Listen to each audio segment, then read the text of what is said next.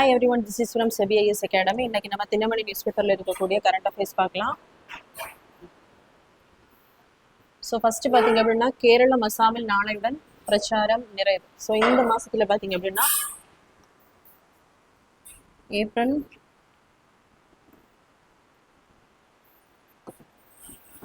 9 பார்த்தீங்க அப்படின்னா கேரளா மற்றும் அசாமில் வந்து லெஜிஸ்லேட்டிவ் அசம்பிளி எலெக்ஷன்ஸ் வந்து நடைபெற இருக்கு. அதுக்காக தான் பார்த்தீங்க அப்படின்னா பிரச்சாரம் வந்து நாளையுடன் நிறைவு. ஸோ இதே மாதிரி பார்த்தீங்க அப்படின்னா இருக்கக்கூடிய 8 யூனியன் பிரதேசங்கள்ல புதுச்சேரியிலையும் ஏப்ரல் 9 தேர்தல் வந்து நடைபெற இருக்கு. ஸோ இதனுடைய மொத்த தொகுதிகள் பார்த்தீங்க அப்படின்னா கேரளத்தில் வந்து 140 தொகுதிகள், அசாமில் பார்த்தீங்கன்னா 126 தொகுதிகள். ஸோ யூனியன் பிரதேசத்தை எடுத்தோம்னா புதுச்சேரியில் இருக்கக்கூடிய தொகுதிகள் வந்து 30. ஸோ மொத்தம் 8 யூனியன் பிரதேசங்களில் லெஜிஸ்லேட்டிவ் அசம்பிளி இருக்கக்கூடிய பிரதேசங்கள் வந்து புதுச்சேரி ஒன்று, ரெண்டாவதா டெல்லி, மூன்றாவதா பார்த்தீங்க அப்படின்னா ஜம்மு அண்ட் காஷ்மீர்.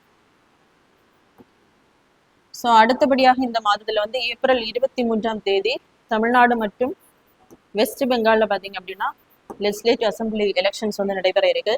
ஸோ தமிழ்நாட்டில் இருக்கக்கூடிய மொத்த தொகுதிகள் வந்து 234, வெஸ்ட் பெங்காலில் இருக்கக்கூடியது 294 தொகுதிகள்.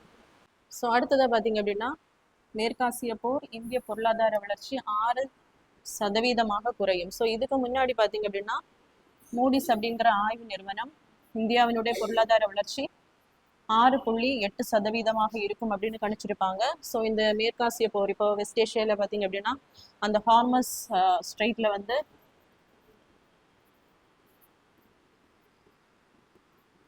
பிரச்சனைகள் வந்து போயிட்டு இருக்கிறதுனால இந்தியாவினுடைய பொருளாதார வளர்ச்சி வந்து 6% இருக்கும் அப்படின்னு கணிக்கப்பட்டிருக்கு. ஸோ மோஸ்டா பார்த்தீங்க அப்படின்னா எல்பிஜி அப்படிங்கிற அந்த கேஸை வந்து அதிகப்படியாக கல்ஃப் கண்ட்ரீஸ்ல தான் நம்ம என்ன பண்றோம் அப்படின்னா இம்போர்ட் பண்ணிட்டு இருக்கோம். அதே மாதிரி இந்தியாவினுடைய ஊர தேவை வந்து அந்த கல்ஃப் கண்ட்ரீஸ்ல இருந்து தான் அதிக அளவில் என்ன பண்றோம்னா இறக்குமதி பண்ணிட்டு இருக்கோம்.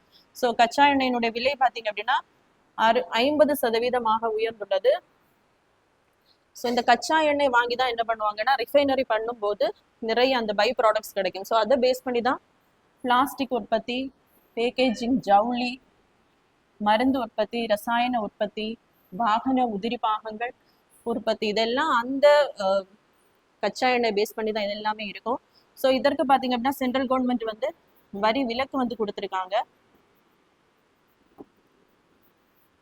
ஸோ அந்த வரி விலக்கு காரணமாக பார்த்தீங்க அப்படின்னா மத்திய அரசுக்கு வந்து ரூபாய் 1800 கோடி வரைக்கும் இழப்பு ஏற்படும் அப்படின்னு தெரிவிச்சிருக்காங்க அறிக்கையில்.